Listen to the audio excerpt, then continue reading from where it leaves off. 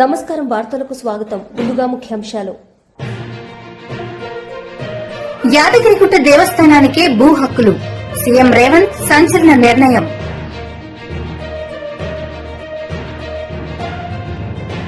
National president Nitin Nabin media సమావేశం, పలు అంశాలపై వివరణ.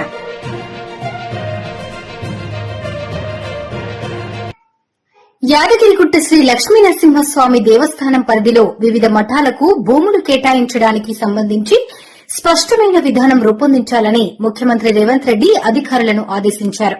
ప్రధానంగా భూ యాజమాన్యపు హక్కులు దేవస్థానంకే ఉండాలని తెలిపారు. ప్రముఖ పారిశ్రామికవేత్త భారతీ ఎంటర్ప్రైజెస్ చైర్మన్ సునీల్ భారతి మిట్టల్ ముఖ్యమంత్రి రేవంత్ రెడ్డితో ఎంసీఆర్ హెచ్ఆర్డీ బోధి పెవిలియన్ లో మర్యాదపూర్వకంగా భేటీ అయ్యారు. ఈ సందర్భంగా ముఖ్యమంత్రి తెలంగాణలో చేపట్టిన అనేక కార్యక్రమాలు, సంస్కరణలను వివరిస్తూ పెట్టుబడులకు గమ్యస్థానంగా మారిన అంశాలను ప్రస్తావించారు. తాడేపల్లిలో షైనింగ్ స్టార్స్ ప్రతిభా అవార్డుల ప్రదానోత్సవ కార్యక్రమంలో పాల్గొన్న విద్యా, ఐటీ శాఖల మంత్రి నారా లోకేష్. ఈ సందర్భంగా ఆయన మాట్లాడారు. అంటే ఇప్పుడు హైయర్ స్టడీస్కి వెళ్ళడానికి నా దగ్గర మనీ లేవు సార్. మీరు ఏదైనా పార్ట్ టైమ్ గా జాబ్ ఇప్పించి నేను ఎడ్యుకేషన్ కూడా కంటిన్యూ చేయాలి అని చెప్పేసి. ఏం చదువుతావునమ్మా ఇక్కడ నుంచి? Degree sir. నేను డిగ్రీకి మనకి ఏజ్ రెస్ట్రిక్షన్ లేదు. యూ కెన్ జాయిన్ అమ్మా, there is no age restriction sir. Part time job కావాలి సార్. మేము 5 ఆడపిల్లలం సార్. నాన్న లేరు సార్ సపోర్ట్ చేయడానికి. అమ్మ ఒక్కరే చూసుకోలేకపోతున్నారు sir. I will support you అమ్మా. సార్ గవర్నమెంట్ తరపు నుంచి సపోర్ట్. మీరు ఎందుకు మళ్ళీ చదవాలనుకున్నారు? డ్రాప్ అవుట్ అయ్యారు. అవును సార్. మళ్ళీ తర్వాత చదువు ఒకటే జీవితాన్ని మార్చగలదు సార్, అంతకు మించి ఏది మార్చలేదని నేను నమ్ముతాను సార్. ఆ ట్రిగర్ ఎక్కడొచ్చిందమ్మా ఈసారి చదువుతాను? ఎందుకంటే 6 సంవత్సరాలు మీరు చదవలేదు కదా, సడన్ గా ట్రిగర్ ఎందుకు వచ్చింది? కారణం ఏంటి? గ్యాప్ ఎందుకు వచ్చిందంటే సార్ నాకు మ్యారేజ్ అయింది. 10th తర్వాత మ్యారేజ్ అయింది. తర్వాత తను చనిపోయాడు సార్. నేను మళ్ళీ ఎడ్యుకేషన్ కి కమ్ బ్యాక్ ఇచ్చాను సార్. థ్యాంక్ యూ మా. లైఫ్ ఛాలెంజ్ ఇక్కడ ఉన్న పిల్లలందరికీ దిస్ ఇస్ లైఫ్ ఛాలెంజ్. ఎంత ఇబ్బందులు ఎదుర్కొన్నా కూడా చదువు వీడకుండా నేను మళ్ళీ చదువుతానని తిరిగి వచ్చా. And 990 marks. We have lot to learn. Thank you అమ్మా. Will support you. Thank you sir. SSC నుంచి ఎవరు మాడతారు? స్పీకర్ అమ్మా, మళ్ళీ మీరే మాడితే ఎట్లా? మళ్ళీ మా అవకాశం ఇవ్వండి. Good morning, sir. My name is Swati. I am from AP Model School, Shinkavaram, Kakinada district. So I'm very fortunate to act as a speaker in the Andhra Pradesh First Mock Assembly, a great initiative envisioned by our Lokesh sir. Sir, coming to my 10th, during exam preparation, I have one big challenge, memory. So what helped me a lot is mnemonics. My friends and I used to create small memory tricks together. So as we go ahead in life, we have to remember and learn so many things. So I use mnemonics to improve my memory. So did you use any such kind of memory tricks when you're a student? And what is your way of remembering important things, sir? వాస్తవంగా నేను ఎప్పుడు అది వాడలేదు. Mnemonics కానీ ఇట్లా memory techniques ఎప్పుడు వాడలేదు. కానీ యాజ్ అ పర్సన్ నేను బట్టి కొట్టలేను. సో నాకు మీరు స్పీచ్ ఇచ్చి బట్టి కొట్టినంటే నేను బట్టి కొట్టలేను. I can't do that. So నా స్ట్రెంగ్త్ ఏంటంటే అప్లికేషన్. సో ఒక ఐడియాని అది అప్లై ఎటు చేయాలి, ఒక కాన్సెప్ట్ని రియాలిటీ దగ్గరికి ఎట్లా అప్లై చేయాలి అండ్ ఎగ్జిక్యూషన్ ఎటు చేయాలి నా స్ట్రెంగ్త్. అట్లా ఇప్పుడు none of us are the same. Every one is very unique. Every human being is very unique in their own way. దాంట్లో ఏంటంటే యూనిక్ మోడల్ అనేది చాలా చాలా అవసరం. అండ్ సో మీకు పనిచేసింది నిమోనిక్స్, మీ ఫ్రెండ్స్కి పనిచేసింది వేరే వాళ్ళకి వేరేది. కొంతమందికి ఏది చేసిన నాలాంటి వాళ్ళకి బట్టి చేయలేము, బట్ అప్లికేషన్ బాగుంటుంది. సో అట్లా I think different people choose different tracks. Sir, and I want to say something that like మీరు స్టూడెంట్స్ ని ఎంత డీప్ గా అర్థం చేసుకుంటున్నారంటే providing snacks during long study hours, like ఒక ట్రూ బ్రదర్ అనే సెన్స్ మాకు వచ్చింది. And also I still remember your words regarding intermediate MDM program that facilitating the poor students with free uniform, free books and MDM is a greater success than securing good marks for few students. That stayed in my heart, sir. And looking at this grand auditorium, I can sense that This great vision will not only create few shining stars like us, but thousands of stars brightening up the skill sky of Andhra Pradesh. So I'm very grateful for that, sir. And also, at this very point of time, I want to thank our Commissioner Madam. Like when I shared my dream of becoming an IAS officer, she gave me one unforgettable word called consistency. That changed my entire mindset. So and I will also madam గారు ఏం చెప్పారు? Like నేను మేడంని interact అయినప్పుడు model school మేనేజ్మెంట్కి shining stars పెట్టినప్పుడు I reach out to ma'am and ma'am like if you can give a piece of advice to your self before starting the UPSC preparation what would it be అంటే she said one single word consistency sir. And also I would like to specially thank our JD madam Tahera Sultana madam. And also sir మీరు చెప్పారు politician ఎందుకు కావాలి స్పీకర్గా act చేశాక కూడా. So ఆ initiative మీరు తీసుకున్నవి అయితే it taught me leadership skills, it taught me public speaking, communication and everything. And నా లైఫ్ కూడా ఒక క్లారిటీ ఇచ్చింది sir that good policies can shape the society, but it is the true civil servant who can reach that to the ground levels of the people. ఒక మంచి పాలసీస్ని ground level వరకు తీసుకెళ్లాలంటే that is definitely a civil servant. So I'm dedicating myself to become a civil servant. ఇది అన్యాయం. Thank you. Sir, before I conclude, already my model schools లో TDP రాష్ట్ర అధికార ప్రతినిధి అప్పసాని రాజేష్ మీడియా సమావేశం నిర్వహించారు. ఈ సందర్భంగా ఆయన మాట్లాడారు. సాక్షి పత్రిక వాళ్ళ సోషల్ మీడియా ఏ విధమైన ప్రచారాలకు పాల్పడుతుంది చూస్తా ఉన్నాం మనం. ఇటువంటి నేపథ్యంలో అసలు ఈ వెలుగొండ ప్రాజెక్టు గురించి, ఈ వెలుగొండ ప్రాజెక్టు స్థితిగతుల గురించి తప్పనిసరిగా ప్రజలకు విడమర్చి చెప్పాల్సిన బాధ్యత మాకుంది అని చెప్పని భావించి ఈ రోజు వివరాలు తెలియజేస్తా ఉన్నాం. ఉమ్మడి రాష్ట్ర ముఖ్యమంత్రిగా చంద్రబాబు నాయుడు గారు కొనసాగుతున్న సందర్భంలో 1996 మార్చి 26వ తారీఖు రోజు వారి చేతుల మీదుగానే ఈ వెలుగొండ ప్రాజెక్టు శంకుస్థాపన జరిగింది. ఆనాడు చంద్రబాబు నాయుడు గారి చేతుల మీదుగా శంకుస్థాపన జరిగిన ఈ ప్రాజెక్టు 2019లో విభజిత రాష్ట్ర తొలి ముఖ్యమంత్రిగా చంద్రబాబు నాయుడు గారి ప్రభుత్వ పదవీకాలం ముగిసే నాటికి ఆ ప్రాజెక్టు మీద పెట్టిన మొత్తం ఖర్చు 5,974 కోట్లు. వాస్తవంగా ఈ ప్రాజెక్టు 53 టీఎంసీల స్టోరేజ్ కెపాసిటీతో ఈ ప్రాజెక్టు కాన్సెప్ట్లైజ్ చేయడం జరిగింది.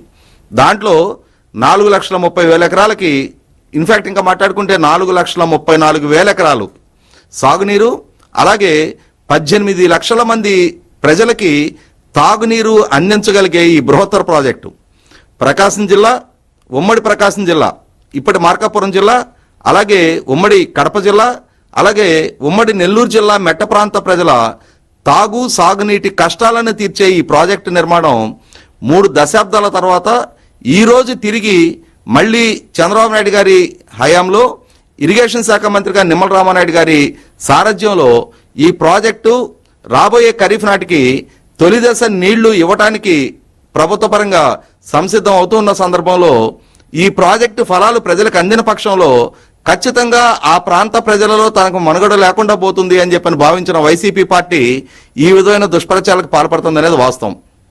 ఇక్కడ కొన్ని వివరాలు మీకు చెప్పాల్సిన అవసరం ఉంది. ఈ రోజు వైసీపీ మాత్రమే క్రెడిట్ చోరీ ప్రయత్నం చేయటంలా వాస్తవంగా వాళ్ళ నాయన డాక్టర్ వైఎస్ రాజశేఖర రెడ్డి గారు ఆంధ్రప్రదేశ్ రాష్ట్ర ముఖ్యమంత్రిగా కొనసాగుతున్న సందర్భంలో కూడా ఆ రోజుల్లో చంద్రబాబు నాయుడు గారి ద్వారా 4,34,000 ఎకరాలకి ఈ ప్రాజెక్టుని నిర్మించాలి అని చెప్పని సంకల్పిస్తే రాజశేఖర రెడ్డి గారి హయాంలో 11 మీటర్ల నిడివి ఉండాల్సిన టన్నెల్ని 7 మీటర్లకి కుదించి తద్వారా 4,34,000 ఎకరాల పరిధి నుంచి 1,19,000 ఎకరాల పరిధికి ఆ ప్రాజెక్టుని కుదించే ప్రయత్నం చేశారు. అంటే తద్వారా ప్రకాశం, అలాగే నెల్లూరు, కడప మెట్ట ప్రాంత ప్రజలకు అందాల్సిన నీళ్లని ఆయన శ్రీశైలం నుంచి మిగిలిన రాయలసీమ ప్రాంతానికి తరలించాలి అని చెప్పనే ఒక ఆలోచనతో వీళ్ల గొంతులు ఎండగట్టాలని చెప్పని ఆయన చేసిన ప్రయత్నం. అటువంటి సందర్భంలో నేడు మా మార్కాపురం శాసనసభ్యులుగా ఉన్న కందుల నారాయణ రెడ్డి గారు ఆ రోజుల్లో మార్కాపురం రెవెన్యూ డివిజన్ మొత్తం ఆయన హయాంలో చేసిన పాదయాత్ర, ఆ పాదయాత్ర ద్వారా రాజశేఖర రెడ్డి గారి ప్రభుత్వం మీద తీసుకొచ్చిన ఒత్తిడి నేపథ్యంలో ఆనాడు రిలీజ్ అయిన రాజశేఖర రెడ్డి గారి ప్రభుత్వం మళ్లీ 9 మీటర్ల నిడివితోటి 2వ టన్నెల్కి అనుమతులు ఇవ్వడం గుర్తు చేసుకోవాల్సిన అవసరం ఇక్కడ. అంటే ఒకనాడు తండ్రి ఈ ప్రాంత ప్రజల దాహార్తిని తీర్చాల్సిన దగ్గర వాళ్ళ గొంతు ఎండించే ప్రయత్నం చేసిన పూర్వరంగం. ఇటువంటి పరిస్థితుల్లో 2014-19 మధ్యకాలంలో చంద్రబాబు నాయుడు గారి ప్రభుత్వం అత్యంత శ్రద్ధతోటి ఈ ప్రాజెక్టు మీద దృష్టి కేంద్రీకరించి ఆ ఒక్క టెన్యూర్లోనే 1500 కోట్ల రూపాయలు ఖర్చు పెట్టి సుమారుగా 17.8 కిలోమీటర్లు మొదటి టన్నెలు, అలాగే 12.01 కిలోమీటర్లు రెండో టన్నెలు కూడా తవ్వకాలు పూర్తి చేయడం జరిగింది. అలా పూర్తి చేసిన సందర్భంలో 2019లో ఈ తవ్వకాలు పూర్తయిన తర్వాత జియో నెంబర్ 40 ద్వారా ఇంకొక 1141 కోట్ల రూపాయలకి పాలనాపరమైన అనుమతులు కూడా ఇవ్వడం జరిగింది. ఈ నేపథ్యంలో 2019లో జగన్మోహన్ రెడ్డి గారు పదవి బాధ్యతలు చేపట్టడం జరిగింది. అంటే 17.8 కిలోమీటర్లు తవ్వకం పూర్తయిపోయి తనకు వారసత్వంగా దక్కిన ప్రాజెక్టు, రెండో టన్నెల్ 12.01 కిలోమీటరు తవ్వకం పూర్తయి తనకు వారసత్వం. వైఎస్ఆర్సీపీ ఎన్టీఆర్ జిల్లా అధ్యక్షులు Vijayawada east in charge Devineni Avinash press meet నిర్వహించారు. ఈ సందర్భంగా ఆయన మాట్లాడారు. మేము వాళ్ళతో సమావేశమై మా లీగల్ టీం వాళ్ళ దగ్గరికి వెళ్లి పొలిటికల్ గా గారా మీరు మమ్మల్ని రమ్మని చెప్పని మమ్మల్ని ఆహ్వానిస్తే మొన్న మేమందరం గారు వెళ్తాం జరిగింది. నిజంగా ఆ రోజు ఎవరైతే పోలీసులు ఉన్నారో వాళ్ళు పోలీసుల్లా కాకుండా తెలుగుదేశం పార్టీ కార్యకర్తల్లాగా పనిచేశారు. కేవలం పోలీసుల ఒక ప్రోత్సాహంతో మొన్న వైఎస్ఆర్ కాంగ్రెస్ పార్టీ మా నాయకుల మీద దాడులు చేశారు. ఈరోజు చాలా ఆశ్చర్యకరం. నిన్నగానే ఉండి మొన్నగానే ఉండి వాళ్ళకు సంబంధించిన మీడియాలో, సోషల్ మీడియాలో ఏదో మేమేదో అమరావతికి వ్యతిరేకం అని చెప్పని, లేకపోతే మేమేదో జనాల్ని పోజేసుకుని వెళ్ళామా, లేకపోతే రౌడీలు తీసుకెళ్లామని చెప్పని ప్రచారం చేస్తున్నారు. ఈరోజు మా కమిటీ సభ్యులు తప్పితే మేము ఎవరం గారు వెళ్ళా. కానీ అవతల పక్క తెలుగుదేశం పార్టీకి సంబంధించిన గూండాలు, రౌడీలు, అక్కడ మట్టి మాఫియా, ఇసుక మాఫియా వాళ్ళందరి గారు ముందు పోపించి పోలీసుల ఒక సహకారంతో మా ఎమ్మెల్సీ అరుణ్ గారు కానివ్వండి, లేకపోతే మిగిలిన వాళ్ళ కారులు ధ్వంసం చేసి రాళ్ళు విసరటం లాంటి అన్ని గారు చేశారు. అదేవిధంగా ఈరోజు ఈ రాష్ట్రంలో నిన్న మీరందరూ గారు చూశారు, స్వయాన రైతులే చెప్పారు మేమే ఆహ్వానించాం వాళ్ళని, మేమే రమ్మన్నాం, మాకు అండగా ఉండమని చెప్పని మేము జగన్మోహన్ రెడ్డి గారు కోరుకున్నాం. దానికి ఏం సమాధానం ఈరోజు కూటమి ప్రభుత్వం చెప్తుంది? ఈరోజు రాష్ట్రంలో పరిస్థితి ఏ విధంగా అయిపోయిందంటే, కూటమి ప్రభుత్వం చేస్తున్న తప్పులు కానివ్వండి, అమరావతి ప్రాంతంలో చేస్తున్న అవినీతి కానివ్వండి, రైతుల్ని భయపెట్టే విధానం కానివ్వండి, స్కాములు కానివ్వండి, వీటిని ఎవరైనా క్వశ్చన్ చేస్తుంటే వాళ్ళు అమరావతికి వ్యతిరేకం అని చెప్పని ప్రచారం చేస్తున్నారు. ఒక అబద్ధపు ప్రచారం ఈరోజు ఈ కూటమి కానివ్వండి, వాళ్ళకి అనుకూలంగా ఉన్న మీడియా వాళ్ళందరూ గారు చేస్తున్నారు. అంటే ఎత్తిపోతుంది ఈ రాష్ట్రం. ఏ రోజైనా వైఎస్ఆర్ కాంగ్రెస్ పార్టీ కానివ్వండి, వైఎస్ జగన్మోహన్ రెడ్డి గారు కానివ్వండి, లేకపోతే మేము కానివ్వండి అమరావతికి వ్యతిరేకం అని మేము చెప్పామా? ఏ రోజు గారు అమరావతికి వ్యతిరేకం మేము చెప్పలేదే. జగన్మోహన్ రెడ్డి గారు ఒక నాయకత్వంలో మచిలీపట్నం కానివ్వండి, విజయవాడ కానివ్వండి, గుంటూరు కానివ్వండి, ఆ మధ్యలో ఉన్న అమరావతి కానివ్వండి, ప్రతి ఒక్కటి గారు అభివృద్ధి చేయాలని చెప్పని మేము కోరుతున్నాం. ప్రతి ఒక్కటి అన్ని ప్రాంతాలు గారు అభివృద్ధి చేయాలని చెప్పని వైఎస్ఆర్ కాంగ్రెస్ పార్టీ చెప్పింది, జగన్మోహన్ రెడ్డి గారు చెప్పారు. మేము దేనికి వ్యతిరేకం? మీరు చేసే అవినీతికి మేము వ్యతిరేకం. అమరావతి పేరుతో వేల కోట్లు మీరు ఏదైతే దోచుకుంటున్నారో దానికి మేము వ్యతిరేకం. అమరావతి పేరుతో రైతులను ఏ విధంగా అయితే మీరు ఇబ్బంది పెడుతున్నారో దానికి మేము వ్యతిరేకం. ఏది ఈ 2 సంవత్సరాలు వచ్చారు కదా, అమరావతిలో ఒక్క అభివృద్ధి కార్యక్రమం మీరు చేశారా? ఒక అభివృద్ధి కార్యక్రమం చేశారా? ఒక్క రైతు కన్నా మీరు న్యాయం చేశారా? ఒక రైతు కన్నా మీరు న్యాయం చేశారా? ఏం చేయలేదు కదా.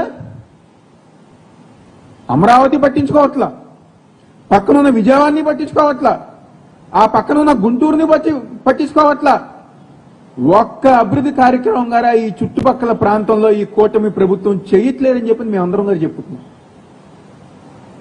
మేము గర్వంగా చెప్పుకుంటాం, మా నాయకుడు జగన్మోహన్ రెడ్డి గారు విజయవాడ, గుంటూరు, మచిలీపట్నం, అమరావతి ప్రాంతంలో అన్ని ప్రాంతాల్లో కూడా అభివృద్ధి చేసిన నాయకుడు ఎవరు ఉన్నారంటే మా నాయకుడు జగన్మోహన్ రెడ్డి గారు.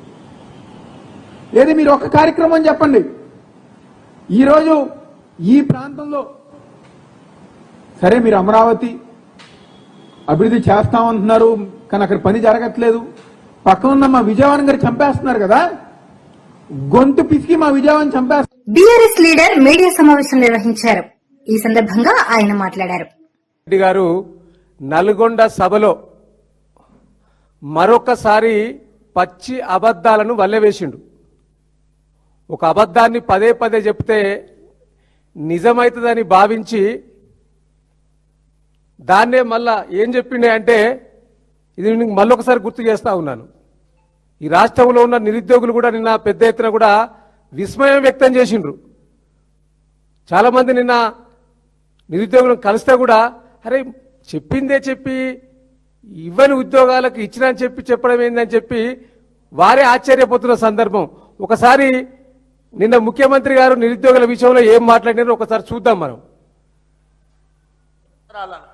30 నెలల్లో 70,000 ప్రభుత్వ ఉద్యోగాలు ఇచ్చిన ఏ ప్రభుత్వం ఉన్న ఈ దేశంలో నేను సూటిగా సవాలు విసురుతున్నా.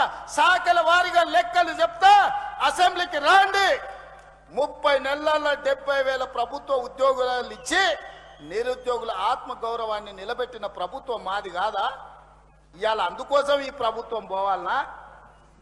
ప్రజాపాలన పోవాలనా? ఇవాళ ఆయన ఏమంటున్నాడంటే నిరుద్యోగుల ఆత్మ గౌరవాన్ని నిలబెట్టిన ప్రభుత్వం అంటున్నాడు. ముఖ్యమంత్రి గారు మతుండి మాట్లాడుతున్నావా, మతి లేక మాట్లాడుతున్నావా? నువ్వు గజనీవా? అసలు ఎప్పుడు ఏం మాట్లాడుతున్నావు నీకు తెలుస్తున్నదా? కొద్దిగానన్నా తెలుసుకొని మాట్లాడు. నిరుద్యోగులను నట్టెంట ముంచిన ప్రభుత్వం మీది కదా. ఏమంటాడు ఆ వీడియోలో? 70,000 ఉద్యోగాలు ఇచ్చినాం, శాఖల వారీగా లెక్కలు చెప్తాం, అసెంబ్లీలో చర్చకు సిద్ధమా అంటున్నాడు. నీకు సిగ్గున్నదా ముఖ్యమంత్రి? నిండు అసెంబ్లీలో, మొన్న జరిగిన అసెంబ్లీలోనే, ఇది నాది కాదు, నా సొంత కవిత్వం కాదు, మొన్న జరిగిన అసెంబ్లీ సమావేశాల్లో మా పార్టీ ఎమ్మెల్యేలు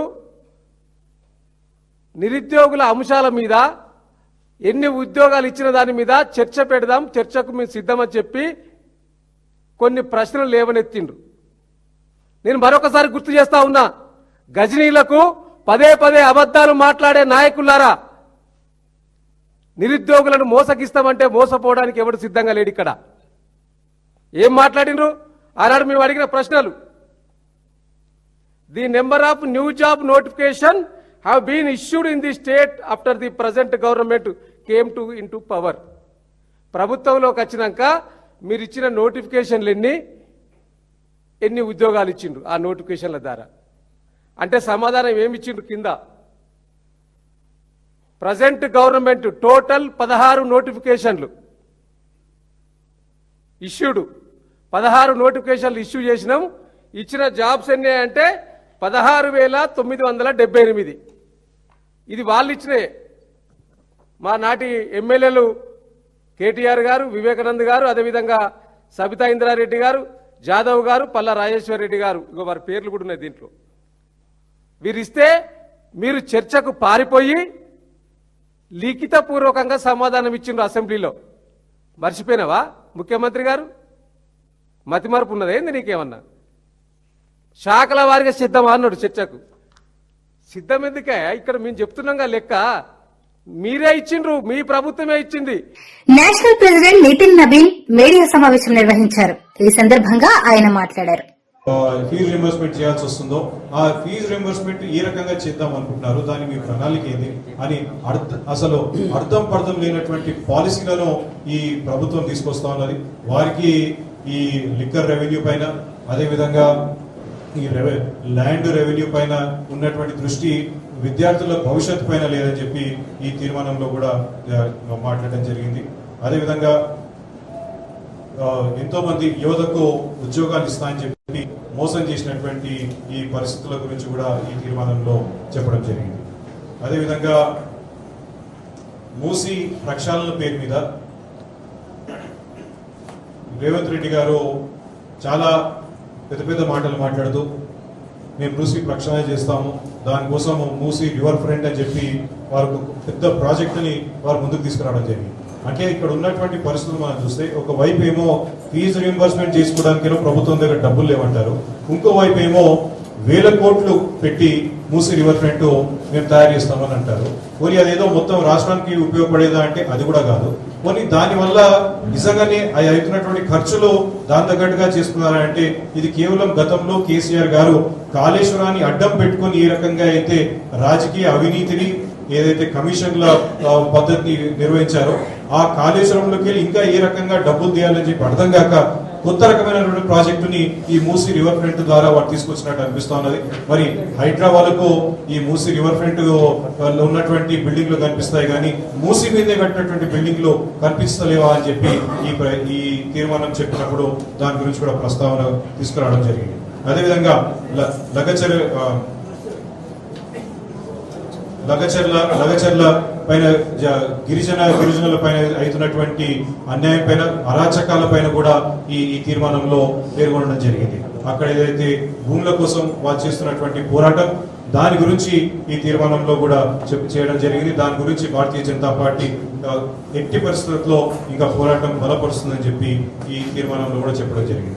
అదే కాకుండా శాంతి భద్రతల పైన కూడా ఈ తీర్మానంలో చాలా సుదీర్ఘంగా డాక్టర్ లక్ష్మణ్ గారు తీర్మానంలో పెట్టడం జరిగింది. ఈ రకంగా అయితే పూర్తి స్థాయిలో శాంతి భద్రతలు కావచ్చు ఇవన్నీ కూడా పూర్తి స్థాయిలో కుప్పగొలుతున్నాయో దానిపైన కూడా వారు మాట్లాడడం జరిగింది. ఇక మిగతా విషయాలు ధాన్యం పైన కావచ్చు, అదేవిధంగా రైతు సమస్యల గురించి ఇవన్నిటిపైన కూడా ఈ తీర్మానంలో పెట్టడం జరిగింది. అయితే ఇంకొక తీర్మానము రైతు సమస్యల పైన ఇంకొక తీర్మానం జరుగుతూ ఉంది. ఆ తీర్మానం జరిగిన తర్వాత ఇంకా దానిపైన మీకు ప్రెస్ బ్రీఫింగ్ ఉంటుందని చెప్పి అందరూ కూడా తెలియజేస్తూ, ఇవన్నీ కూడా కాకుండా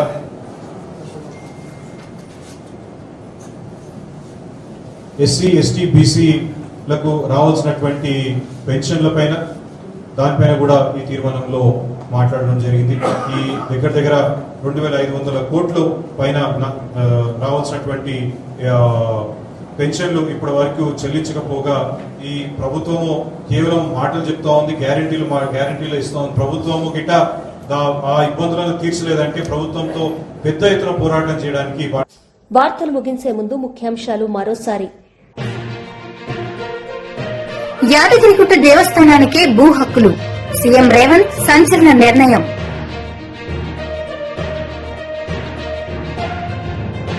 national president Nitin Nabin media సమావేశం, పలు అంశాలపై వివరణ.